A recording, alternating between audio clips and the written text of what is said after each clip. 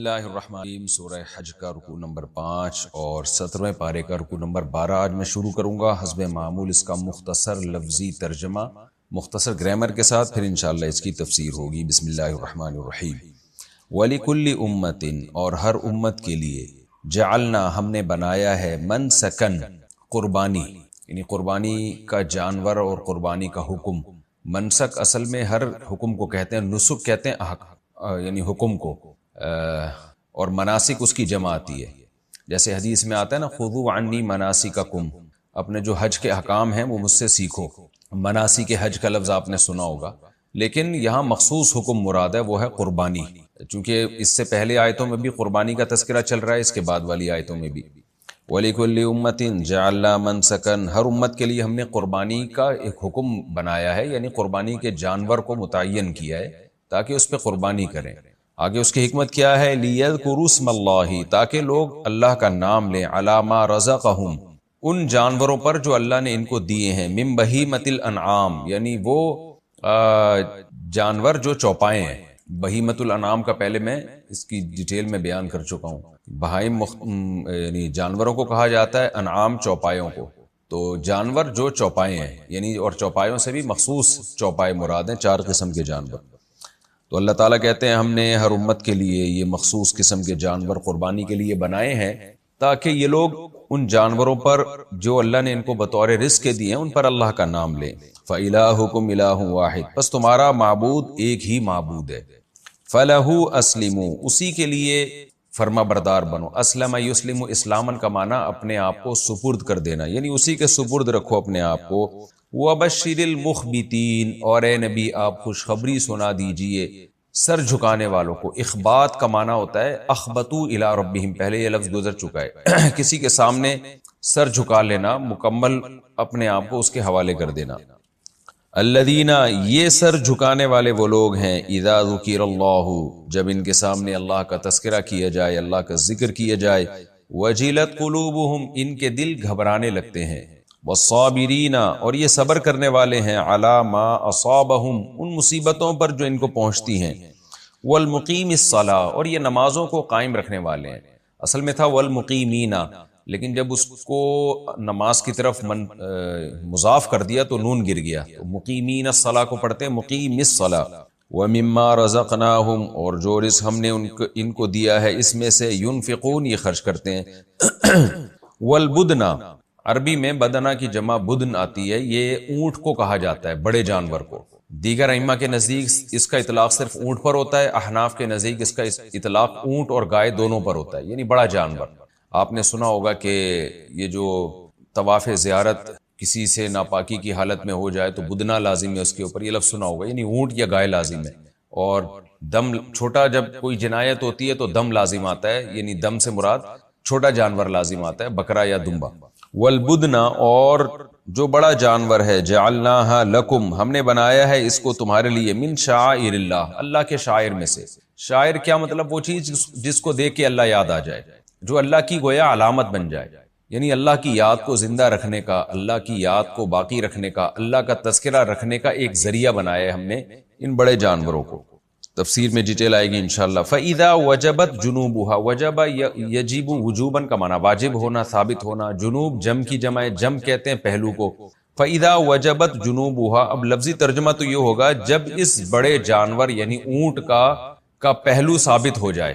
تو یہ اصل میں کنایا ہے، جب اونٹ کو آپ نہر کرتے ہیں اور وہ دھڑام سے زمین پہ گرتا ہے تو اس کا پہلو زمین پہ ثابت ہو جاتا ہے، یعنی زمین پہ گر جاتا ہے۔ تو اس کا ہم لفظی ترجمہ کریں گے جب وہ پہلو کے بل گر پڑے، اور یہ کنایا ہے موت سے، یعنی جب وہ مر جائے۔ فَكُلُوا مِنْهَا، تو اس میں سے خود بھی کھاؤ، وَأَطْعِمُوا الْقَانِعَ، اور ان لوگوں کو بھی کھلاؤ جو قناعت کرنے والے ہیں، یہاں قناعت سے مراد ہے مانگتے نہیں ہیں۔ وَالْمُعْتَرْ، اعترار، وہ فقیر جو ظاہر کرتا ہو اپنے فقر کو، تو یعنی جو مانگ کے بتاتا ہو کہ میں فقیر ہوں، یعنی نہ مانگنے والے فقیر کو بھی دو اور مانگنے والے فقیر کو بھی دو۔ كَذَلِكَ سَخَّرْنَاهَا لَكُمْ، اس طرح ہم نے اس کو مسخر کر دیا ہے تمہارے لیے، لَعَلَّكُمْ تَشْكُرُونَ، تاکہ تم شکر ادا کرو۔ لَن يَنَالَ اللَّهَ لُحُومُهَا، نَالَ يَنَالُ نَيْلًا، نیل کسی چیز کو حاصل کرنا، کئی بار یہ لفظ آ چکا ہے۔ لحم گوشت کو کہتے ہیں۔ لن ینال اللہ لحومها، نہیں پہنچتا ان جانوروں کا لحم اللہ تعالیٰ کو، گوشت نہیں پہنچتا، ولا دماؤها، دم کی جمع دماء آتی ہے، دم خون کو کہتے ہیں، اور نہ ان جانوروں کا خون پہنچتا ہے، ولیکن لیکن ینالہ اللہ کو پہنچتا ہے التقوی منکم، تمہاری طرف سے جو تقوی ہے، جس تقوی کے جذبے سے تم نے قربانی کی ہے وہ جذبہ پہنچتا ہے۔ کذالک سخرھا، اس طرح سے اللہ نے ان جانوروں کو مسخر کر دیا، لکم تمہارے لیے، لتکبروا اللہ، تاکہ تم اللہ کی بڑائی بیان کرو، علی ما ہداکم، اس راستے پر جو اللہ نے تم کو سکھایا، یعنی اس ہدایت پر جو اللہ نے تم کو دی ہے، اللہ نے جو تم کو توفیق دی ہے اس توفیق پر تم اللہ کی کبریائی بیان کرو۔ وبشر المحسنین، اور اے نبی آپ خوشخبری سنا دیجئے اچھا عمل کرنے والوں کو، اچھے عمل میں اخلاص بھی داخل ہے، اس لیے بعض لوگوں نے کہا اخلاص کے ساتھ عمل کرنے والوں کو۔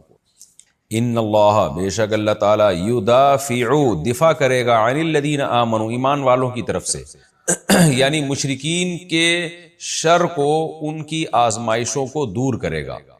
دفاع دفاع عن فلان کا مطلب ہوتا ہے فلاں کی طرف سے دفاع کرنا، دفاع سے نکلا، دفاع کہتے ہیں دور کرنا، اردو میں بھی کہتے ہیں نا دفاع ہو جاؤ یہاں سے، تو کسی بھی چیز کو دور کرنا، تو اللہ تعالیٰ مشرکین کے شر کو ایمان والوں کی طرف سے دور کرے گا۔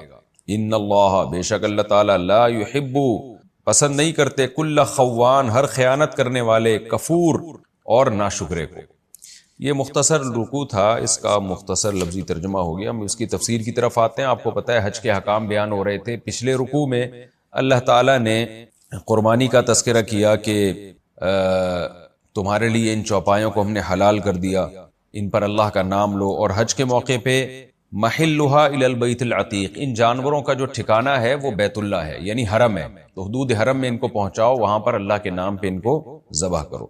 اور اب اس پر اشکالات ہوتے ہیں، ظاہر ہے جانور کا ذبح کرنا بقرعید میں ہو یا حج میں ہو یا عمرے میں ہو، یہ ایک ایسا خلاف قیاس حکم ہے، غیر مسلمین اکثر اس پہ اعتراض کرتے ہیں ان جانوروں کا کیا قصور ہے کہ آپ ان کو کاٹ رہے ہو، تو اللہ تعالیٰ اس حکمت کا جواب دیتے ہیں، اس کی حکمت بیان کرتے ہیں، سوال کا جواب دیتے ہیں۔ وَلِكُلِّ أُمَّةٍ جَعَلْنَا مَنْسَكًا، ہر امت کے لیے ہم نے یہ قربانی کے جانوروں کو، یہ جو قربانی کا حکم ہے ہر امت کے لیے بنایا ہے۔ جتنے بھی آسمانی مذاہب ہیں، تمام آسمانی مذاہب میں یہ کامن ہے، یہ کوئی اسلام کوئی جدید چیز نہیں لے کر آیا۔ یہودیت میں بھی قربانی تھی، عیسائیت میں بھی قربانی تھی، یہودی سے پہلے جو مذاہب تھے ان میں بھی، جو آسمانی مذاہب تھے ان میں بھی آدم علیہ السلام کے زمانے سے ہے یہ قربانی۔ تو کیوں ہے بھائی، اس میں کیا حکمت ہے؟ لِيَذْكُرُوا اسْمَ اللَّهِ عَلَى مَا رَزَقَهُمْ، تاکہ لوگ ان جانوروں پہ اللہ کا نام لیں جو اللہ نے ان کو بطور رزق دیا ہے، یعنی ان چوپایوں پر بھی، بہیمۃ الانعام، وہ جانور جو چوپائے ہیں ان پر اللہ کا نام لیں تو اللہ کی یاد تازہ ہوگی۔ دیکھیے یعنی قرآن نے تو ایک اجمالی بات کی ہے نا، اس کا حاصل یہ ہے کہ یہ جو جانور ہیں یہ بنائے کس نے؟ اللہ نے بنائے۔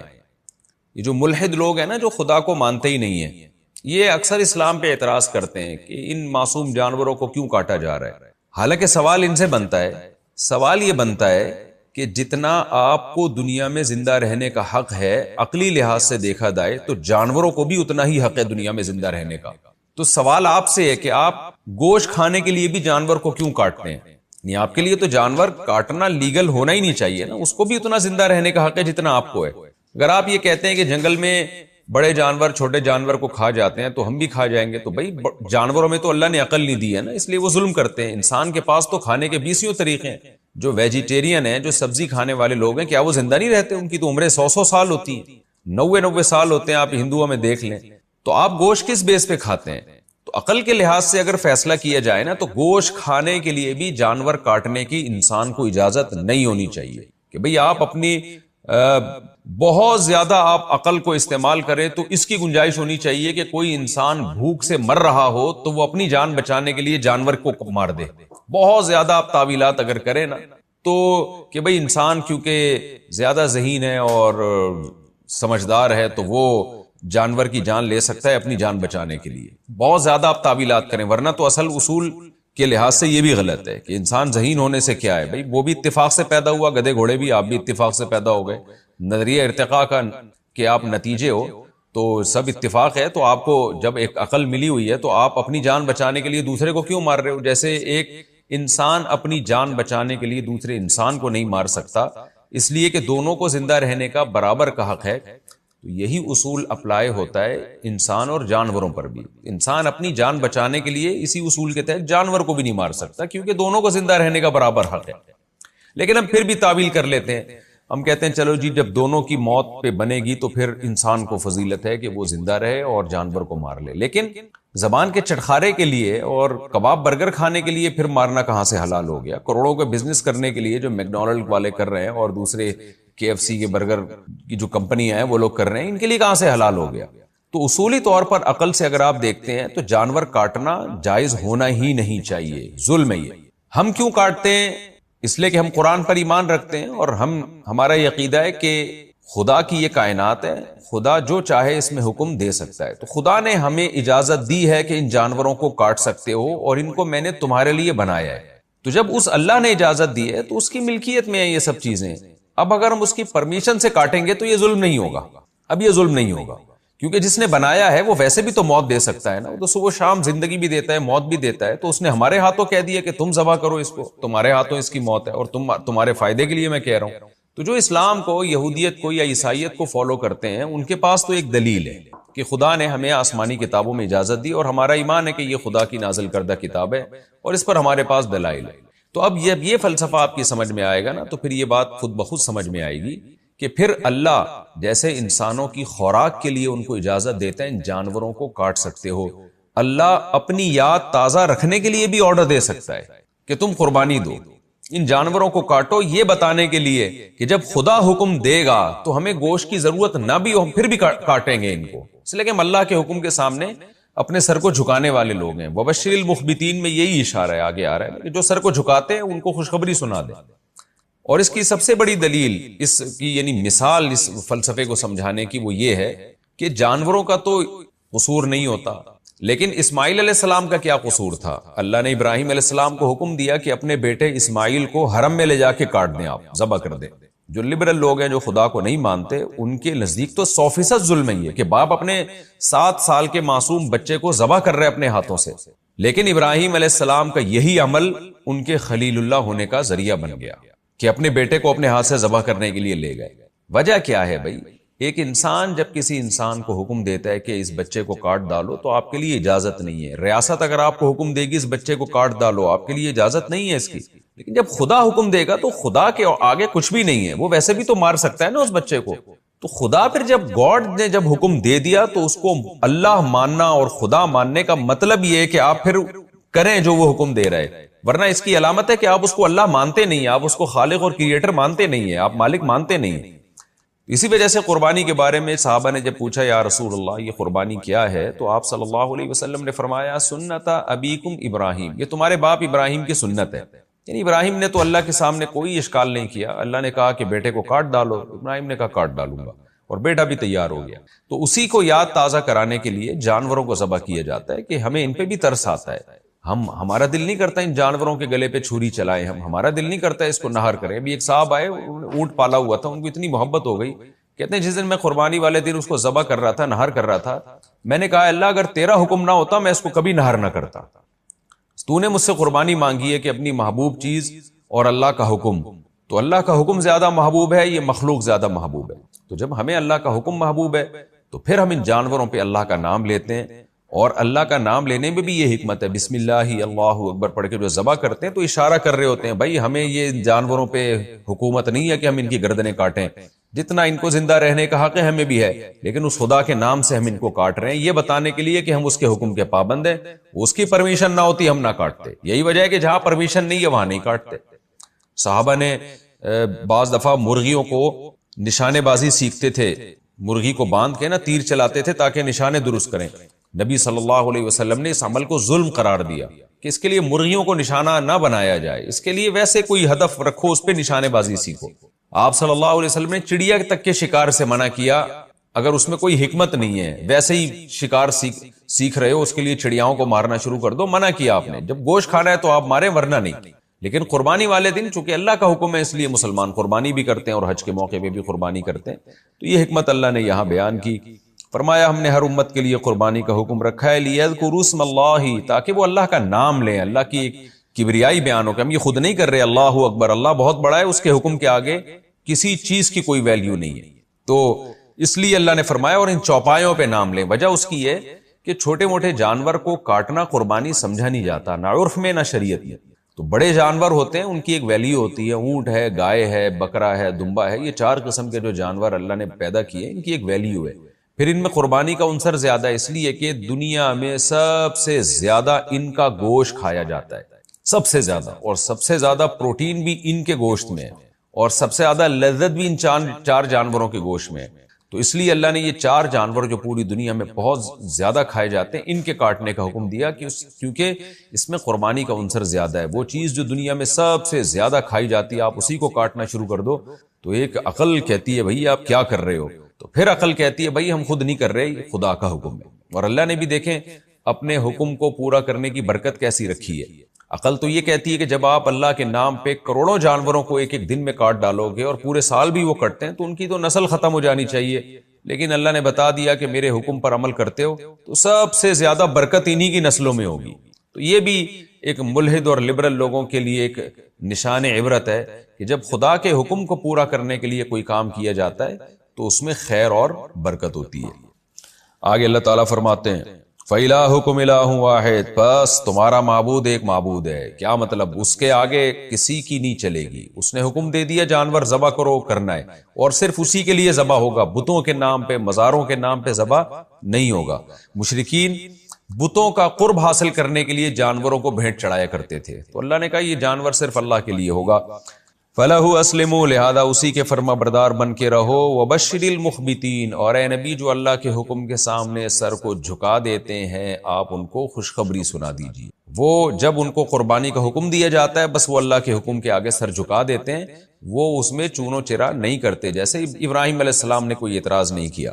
پھر آگے اللہ فرماتے ہیں یہ جو اللہ کے حکم کے آگے سر جھکانے والے لوگ ہیں نا، ان کی میں کچھ علامتیں بتاتا ہوں. الذین اذا ذکر اللہ، یہ وہ لوگ ہیں جب اللہ کا ذکر کیا جائے ان کے سامنے، وجلت قلوبہم، ان کے دل دہل جاتے ہیں. اللہ کی عظمت اور جلال ہے ان کے دلوں میں، ان کو جب بتا دیا جائے نا اللہ کا حکم ہے تو بس پھر یہ ڈرتے ہیں کیا ایسا نہ ہو اس حکم کی خلاف ورزی ہو جائے. اور جو جن کی قسمت میں بدبختی ہے ان کے سامنے آپ 100 دفعہ اللہ کا حکم بیان کریں وہ اس پہ حجت اور حجت بازی ہی میں لگے رہتے ہیں. فرمایا وجلت قلوبہم والصابرین علی ما اصابہم، ان کی ایک دوسری خاصیت یہ ہے کہ جب ان کو کوئی مصیبت پہنچتی ہے واویلا نہیں کرتے، یہ صبر کرتے ہیں. آپ لبرل لوگوں کو دیکھ لیں جو مذہب کو نہیں مانتے، خدا کو نہیں مانتے، ان کو ہر حکم کی لاجک چاہیے. اگر ہر حکم کی لاجک آپ کی سمجھ میں آ جائے تو پھر خدا کی، اللہ کی کیا ضرورت ہے، خدا کی کیا ضرورت ہے، گاڈ کی کیا ضرورت ہے.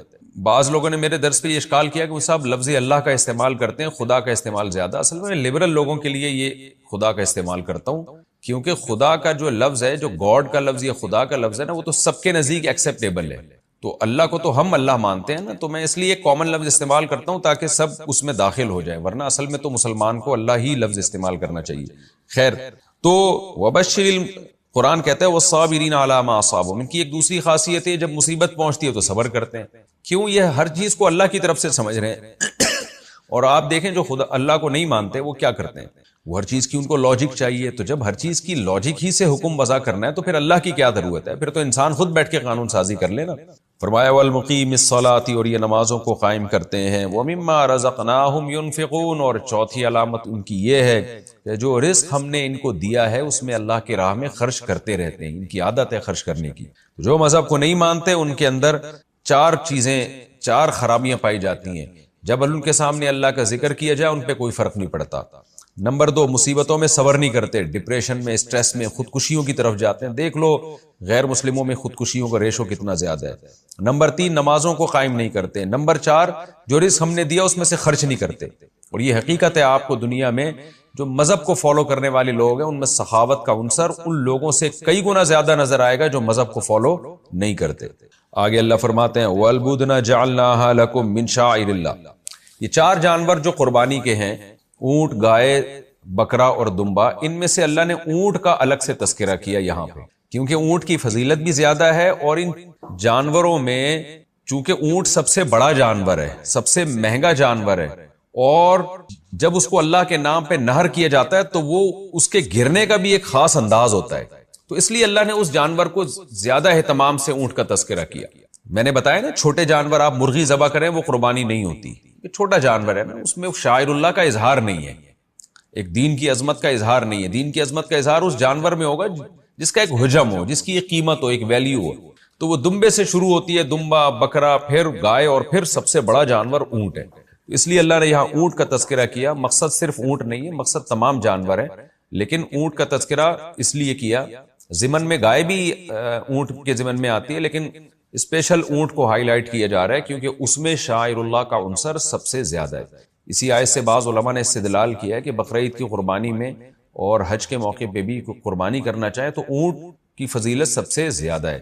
ایک تو اس لیے بھی کہ نبی صلی اللہ علیہ وسلم نے اونٹ، خاص طور پہ حج کے موقع پہ آپ صلی اللہ علیہ وسلم نے 100 اونٹ نہر کیے، اور اس لیے بھی کہ وہ مہنگا زیادہ ہے، اس لیے بھی کہ اس میں گوشت زیادہ ہے، اس لیے بھی کہ اس کا حجم زیادہ ہے، اس لیے بھی کہ وہ 5 سال میں قربانی کے قابل ہوتا ہے، جبکہ گائے 2 سال میں اور بکرا 1 سال میں اور دمبا بعض دفعہ 6 مہینے میں ہی قربانی کے لائق ہو جاتا ہے. تو اونٹ کو ٹائم لگتا ہے. فرمایا والبدنا، اور جو اونٹ ہے، جعلناها لکم من شعائر اللہ، ہم نے اس کو تمہارے لیے اللہ کے شاعر میں سے بنایا. یعنی یہ بھی ایک ایسا جانور ہے جس کو دیکھ کے، جس کی قربانی کو دیکھ کے اللہ کی یاد تازہ ہوتی ہے. شاعر اللہ کا مطلب یہاں یہ ہے کہ اس کی قربانی شاعر اللہ میں سے ہے کہ اتنے بڑے بڑے جانور جو ہمارے لیے مسخر کیے، ہم ان کو اللہ کے نام پہ جب کاٹتے ہیں تو یہ اللہ کی یاد تازہ ہوتی ہے اس سے، کیونکہ اللہ کے حکم پہ آپ اتنے مال کو ہلاک کر رہے ہو. اللہ کا نام اس سے زندہ رہتا ہے. لکم فیہا خیر، اس میں تمہارے لیے خیر ہے. تو ان جانوروں میں ہمارے لیے خیر ہے یقیناً، دنیاوی خیر بھی، اخروی خیر بھی. آخرت کی خیر کیا ہے؟ ان کو ہم ذبح کر کے اللہ کا قرب حاصل کرتے ہیں، ہر بال کے بدلے میں نیکی. اور دنیا کی خیر کیا ہے؟ اس سے ہمیں گوشت کھانے کو ملتا ہے، غریبوں کو گوشت کھانے کو ملتا ہے. اس سے جو دیہات کے زمیندار لوگ ہیں ان کی تجارت ترقی کرتی ہے. کتنے لوگ ہیں جو قربانی کے جانور پالتے ہیں، پورے سال پھر ان کو بیچ کے نا پورے سال ان کی گھر بیٹھے آمدن آتی ہے. اس میں تجارت بہت ہے، غریب آدمی کا بزنس ہے اس میں. تو اللہ فرماتے ہیں 20 قسم کی مسلم قوم کو اس سے ہم خیریں عطا کرتے ہیں جس سے غیر مسلم محروم ہے. فَاذْكُرُوا اسْمَ اللَّهِ عَلَيْهَا، پس اللہ کا نام لو اس بدنا پہ. صواف، صافۃ کی جمع ہے. صف کہتے ہیں صف بستہ بنا کے کھڑے ہونا، تو یہاں مراد ہے کھڑے ہونا، یعنی اس حال میں ان پر تم اللہ کا نام لو کہ یہ کھڑے ہوئے ہوں. تو اونٹ کو چونکہ افضل یہی ہے کہ اس حال میں نہر کیا جائے کہ وہ کھڑا ہوا ہو، یہ افضل طریقہ ہے. تو اس لیے اللہ نے فرمایا کہ اس حال میں اس پر اللہ کا نام لو کہ یہ کھڑا ہوا ہو، یعنی اس میں شاعر اللہ زیادہ ہے. تبھی علماء کا اجماع ہے کہ اونٹ کو نہر کرنا افضل ہے. کھڑے کھڑے آپ اس کو ذبح کریں گے تو اس میں شاعر اللہ کا اظہار زیادہ ہے، اللہ کے نام پہ اس کو نہر کیا جاتا ہے، وہ دھڑام سے گرتا ہے زمین کی طرف. تو اس میں ہر لحاظ سے افضل اس لیے کہ نمبر 1 ذبح کرنے والے کے لیے آسانی. ورنہ آپ گائے کو دیکھیں نا، چاروں ٹانگیں باندھی جاتی ہیں، اس کو گرایا جاتا ہے، ٹائم لگتا ہے. اس میں جانور کو بھی زیادہ تکلیف، انسانوں کو بھی تکلیف. جبکہ اونٹ کو آپ سنت عمل یہ ہے کہ ایک ٹانگ اس کی باندھی جائے، اگلی والی دونوں میں سے دائیں یا بائیں میں سے ایک باندھی جائے تاکہ وہ زیادہ دور بھاگ نہ سکے. تو آپ اس کو کھڑے کھڑے نہر کریں گے، اس میں نہر کرنے والے کے لیے آسانی ہے. جانور کو بھی کم سے کم تکلیف ہے، کیونکہ جب اس کے یہاں نرم جگہ پہ چھرا مارا جاتا ہے نا تو ایک دم بلڈ پورا جو ہے وہ طاقت اور قوت کے ساتھ اس کا نکلتا ہے. تو جتنی جلدی جسم سے خون نکلے گا اتنی جلدی جانور کو تکلیف کا احساس کم سے کم ہوگا، کیونکہ خون جسم میں ہے تو احساسات ہیں، جیسے خون نکل گیا احساسات ختم ہو گئے. تو جانور کو بھی اس میں کم تکلیف ہے، اور انسان کے لیے نہر کرنا بھی آسان ہے، اور خون بھی زیادہ نکلتا ہے نہر کے نتیجے میں. تو قربانی کا جانور ذبح جو ہم نے کرنے کا حکم ہے، اس کا ایک بڑا مقصد یہ بھی ہے کہ خون اور گوشت الگ ہو جائے، یعنی گوشت جو ہے یہ خون سے بالکل پاک اور صاف ہو جائے. اس لیے نے فرمایا تم اس پر اللہ کا نام لو اس حال میں کہ یہ کھڑے ہوئے ہوں. فَإِذَا وَجَبَتْ جُنُوبُهَا، پس جب یہ پہلو کے بل گر پڑیں، یعنی ان کی موت واقع ہو جائے، فَكُلُوا مِنْهَا، تو اس میں سے خود بھی کھاؤ، وَأَطْعِمُوا الْقَانِعَ، اور غریبوں کو بھی کھلاؤ. اور غریبوں کی 2 قسمیں ہیں، ایک قناعت کر کے گھروں میں بیٹھتے ہیں، لوگوں کے سامنے ہاتھ نہیں پھیلاتے، اور دوسرے لوگوں کے سامنے ہاتھ پھیلاتے. تو اگر کوئی مستحق ہو تو چاہے وہ ہاتھ پھیلا رہا ہو یا نہ پھیلا رہا ہو، دونوں کو دو. لیکن اللہ نے ان کا ذکر پہلے کیا جو قناعت کرتے ہیں، جو ہاتھ نہیں پھیلاتے، ان کو بھی کھلاؤ. کذالک سخرناها لکم، اس طرح دیکھو ہم نے ان جانوروں کو مسخر کر دیا، تمہارے تابع بنا دیا. ورنہ یہ اونٹ کو کون تابع بنا سکتا تھا، بیل کو کون تابع بنا سکتا تھا، یہ تو ہم سے طاقتور ہیں. اللہ کہتے ہیں ہم نے ان کو تمہارے تابع بنا دیا. لعلکم تشکرون، تاکہ تم شکر ادا کرو. تابع بنانے میں یہ چیز بھی داخل ہے کہ ہم نے ان کو کاٹنے کی تمہیں اجازت دے دی، اب یہ تمہارے فائدے کے لیے. اگر ہم اجازت نہ دیتے تو تم نہیں کھا سکتے تھے، تمہارے لیے کسی دلیل کی بیس پہ ان کے گوشت کھانے کی اجازت نہیں ہوتی. پھر کس دلیل کی بیس پہ تم یعنی کھاتے ہیں ان کو؟ آگے اللہ فرماتے ہیں لَن يَنَالَ اللَّهَ لُحُومُهَا وَلَا دِمَاؤُهَا، ان جانوروں کا گوشت اور خون اللہ کو نہیں پہنچتا، جیسے کہ ظاہر ہے اللہ کو کیا کرنا ہے گوشت اور خون لے کے، لیکن پہنچتا کیا ہے؟ وَلَٰكِن يَنَالُهُ التَّقْوَىٰ مِنكُمْ، اللہ کو تمہاری طرف سے جو تقویٰ ہے وہ پہنچتا ہے۔ یہ بھی غیر مسلم کے اعتراض کا جواب ہے کہ بھئی یہ کیا اتنے سارے جانور تم کاٹ دیتے ہو؟ اس کی مثال دیکھیں ایسے ہے جیسے آپ نے اپنے خون پسینے کی کمائی سے ایک چھوٹا سا گفٹ تیار کیا اور بادشاہ کے پاس لے گئے آپ۔ بادشاہ کی نظر میں اس گفٹ کی 2 ٹکے کی ویلیو نہیں ہے، وہ کروڑ پتی ہے، اس کے پاس بہت پیسہ ہے، لیکن آپ نے سارا دن محنت کر کے کچھ گفٹ تیار کر کے بادشاہ کے پاس لے گئے، تو بادشاہ اگر قدردان ہوگا تو وہ آپ کے گفٹ کو سر آنکھوں سے لگائے گا، آپ کے گفٹ کا بوسہ لے گا، اس کے بعد کہے گا بھائی میری نظر میں اس گفٹ کی کوئی ویلیو نہیں ہے، تمہارے جذبے کی ویلیو ہے، میرے پاس اس سے زیادہ اللہ کا دیا بہت کچھ ہے، لیکن میں تمہارے جذبے کی قدر کر کے اس کو قبول کرتا ہوں۔ تو بالکل یہی انداز اللہ کا ہے۔ اللہ کہتے ہیں ہم نے ان جانوروں کے گوشت اور خون کا کیا کرنا ہے؟ اللہ رزاق ہے، وہ تمہیں ہر طرح سے کھلا سکتا ہے، لیکن تمہارا جو جذبہ ہے کہ خدا نے تمہیں حکم دیا کہ کرو یہ کام اور تم کر بیٹھے، تم نے اس میں تکبر نہیں کیا کہ یہ کیسا حکم ہے۔ جیسے لبرل لوگ کر رہے ہوتے ہیں، اتنے پیسے کسی جہیز میں کسی غریب کی شادی کرا دو، کسی کو جہیز دے دو، اتنے پیسے یتیم خانے میں دے دو، اس طرح کے ملحد لوگ اس طرح کی باتیں کر رہے ہوتے ہیں۔ اور آج کل لبرل قسم کے جو اسکالرز آ رہے ہیں مسلمانوں میں، وہ بھی اسی قسم کی فضول باتیں کر رہے ہوتے ہیں۔ گائے کاٹنے کی کیا ضرورت ہے جی، بکرا کاٹنے کی کیا ضرورت ہے، اتنے پیسے سے یہ ہو جائے، اتنے پیسے سے یہ ہو جائے۔ تو اللہ کہتے ہیں یہ وہ لوگ قربانی نہیں کر رہے فضول باتیں کر کے، لیکن تمہارا جو جذبہ تھا تقوی، اللہ کا خوف، جو حکم دیا خدا نے تم نے اس کی تعمیل کی، یہ جذبہ اللہ کے پاس تمہارا پہنچتا ہے۔ کذالک سخرھا لکم، اس طرح سے اللہ نے ان جانوروں کو تمہارے لیے مسخر کر دیا، لتکبروا اللہ علی ما ھداکم، تاکہ اللہ نے جو تمہیں توفیق دی ہے، ہدایت دی ہے صحیح بات کی، تم اس پہ اللہ کی کبریائی بیان کرو۔ یہ بھی کتنی بڑی بات ہے، یعنی یہ بھی اللہ کا فضل ہے کہ تمہیں اللہ نے قربانی کا حکم دیا، تم نے کر لی، تو اس پہ بھی اللہ کا شکر ادا کرو، کیونکہ بہت سے لوگوں کو حکم دیتا ہے وہ حجت بازی کرتے ہیں کہ کیوں غریب کی شادی اور یتیم خانہ اور فلانا اور ڈمکانا، ایسی باتیں کر کے ان کو توفیق نہیں ملتی۔ تو اللہ نے تمہیں اپنی اطاعت کی توفیق دے دی، جیسے ابراہیم علیہ السلام کو اللہ نے توفیق دے دی تھی، انہوں نے اسماعیل کو ذبح کرنے کے لیے لٹا دیا، تو تمہیں بھی اللہ نے توفیق دے دی، اس پہ اللہ کی کبریائی بیان کرو۔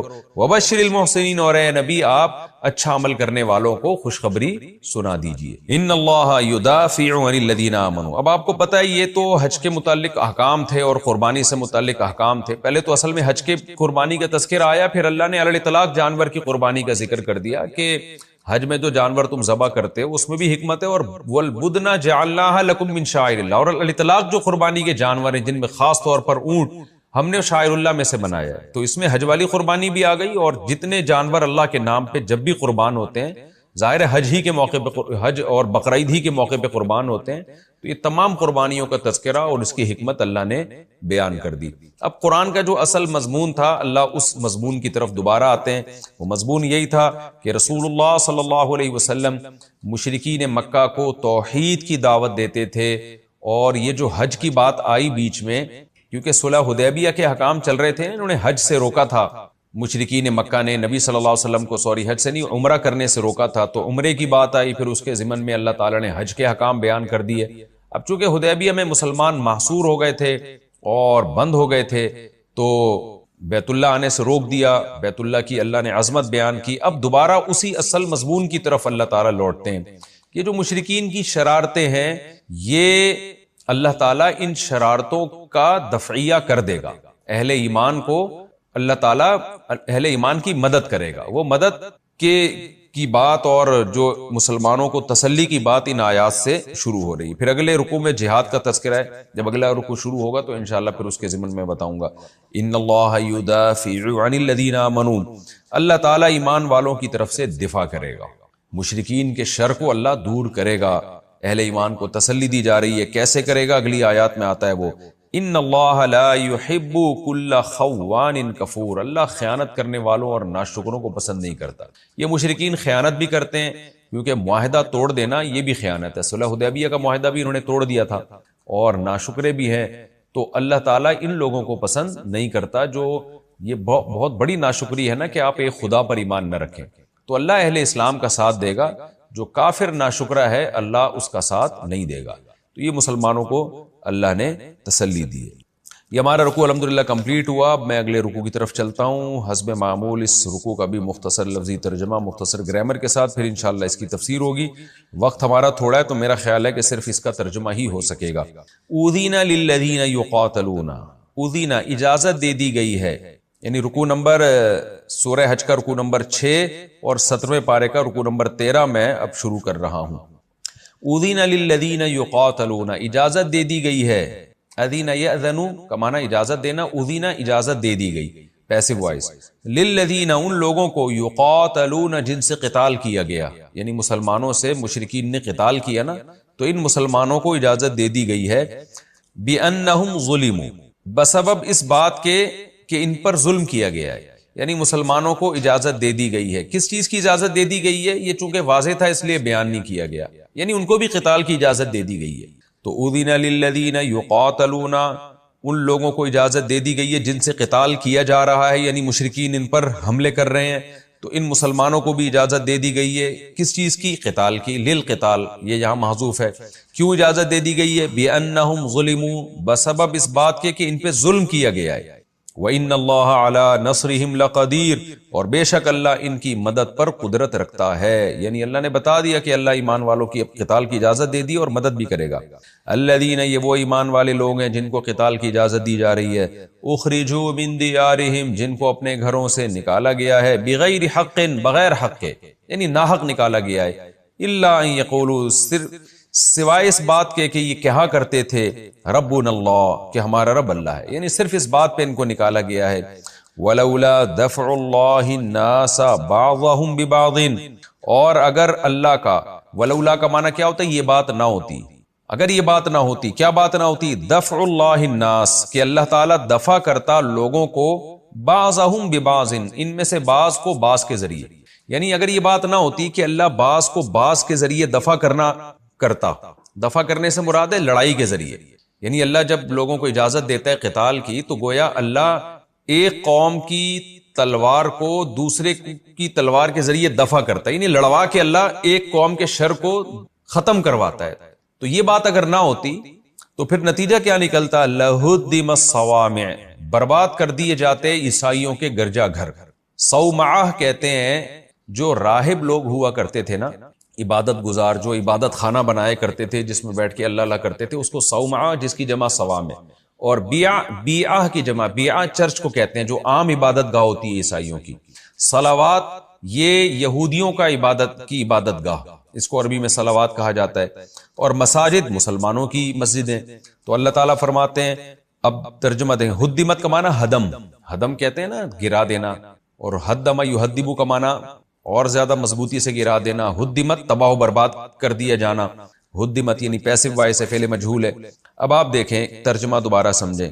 اگر یہ بات نہ ہوتی، دفع اللہ الناس بعضهم ببعض، کہ اللہ بعضوں کو بعض کے ذریعے دفع کرتا، یعنی اللہ تعالیٰ لوگوں کو لڑائی کی اجازت دے کے کرتا یہ ہے کہ ایک قوم کو دوسری قوم کے شر سے بچاتا ہے. تو اگر اللہ یہ بات نہ ہوتی، یعنی اللہ اس کی لوگوں کو پرمیشن ہی نہ دیتا کہ لڑو اور صرف امن ہی سے رہنے کا حکم دیتا، تو پھر نتیجہ کیا نکلتا؟ لہدم الصوامع، کہ نہ عیسائیوں کے چرچ میں، نہ راہبوں کی عبادت گاہیں محفوظ رہتی، وبیع، اور نہ چرچ محفوظ رہتے، وہ بھی تباہ و برباد کر دیے جاتے. یعنی جو لبرل لوگ ہیں نا، جو مذہب کے ہمیشہ سے مخالف رہے ہیں، وہ زمین پہ اللہ کی عبادت ہونے ہی نہیں دیتے. وہ آتے اور بموں کے استعمال اور تلواروں کے استعمال سے دنیا کو تہس نہس کر دیتے. تو اللہ نے لڑنے کی اجازت مذہبی لوگوں کو ہمیشہ سے دی ہے تاکہ ان عبادت گاہوں کی حفاظت ہو. تفسیر میں اس کی مزید ڈیٹیل آئے گی، ابھی تو اتنی تفسیر ترجمہ سمجھانے کے لیے ضروری تھی اس لیے میں نے کی. وہ مساجد، اور مسجدیں بھی تباہ کر دی جاتی. وہ مسجدیں یذکر فیہا اسم اللہ کثیرا، جن مسجدوں میں اللہ کا کثرت سے نام لیا جاتا ہے. وَلَيَنْصُرَنَّ اللَّهُ، اور ضرور بھی ضرور اللہ مدد کرے گا، من، ان لوگوں کی، ینصرہ، جو اللہ کی مدد کریں گے، یعنی اللہ کے دین کی مدد کریں گے.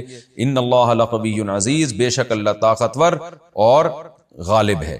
الذین ان مکناہم فی الارض، یہ وہ لوگ ہیں جن کو اللہ جب غالب کرے گا. یہ وہ لوگ ہیں ان مکناہم، مکن یمکن تمکینا کا معنی ٹھکانہ دینا، کیا اگر ہم ان کو زمین میں ٹھکانہ دے دیں. اقاموا الصلاۃ، یہ نماز قائم کریں. وآتوا الزکاۃ، یہ زکوٰۃ دیں. وامروا بالمعروف، نیکی کا حکم دیں. ونہوا عن المنکر، برائی سے روکیں. وللہ عاقبۃ الامور، اور ہر امر کا انجام اللہ کے ہاتھ میں، للہ اللہ کے اختیار میں۔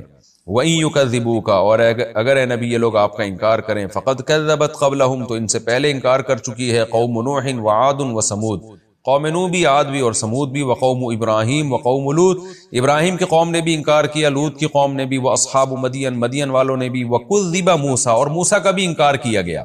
فَأَمْلَيْتُ لِلْكَافِرِينَ، تو کافروں کو میں نے مہلت دی، املا یملی، املان کا معنی مہلت دینا، ثم اخذتهم، پھر میں نے ان کو پکڑا، فکیف کان نکیر، نکیر بھی کہتے ہیں عذاب کو، نکیر سے یہاں تھا اصل میں نکیری، یا کو حذف کر دیا، تو کیسا ہوا میری پکڑ، میری پکڑ کیسی ہوئی؟ فَكَأَيٍّ مِّن قَرْيَةٍ، پس کتنی ہی بستیاں ایسی ہیں، اہلکناہا، جن کو ہم نے ہلاک کیا، وَهِيَ ظَالِمَةٌ، جبکہ وہ ظالم تھیں، فَهِيَ خَاوِيَةٌ عَلَىٰ عُرُوشِهَا، پس وہ اوندھی پڑی ہیں اپنی چھتوں کے بل، عرش چھت کو کہتے ہیں، عروش اس کی جمع، یعنی اپنی چھتوں کے بل وہ بستیاں اوندھی پڑی ہیں،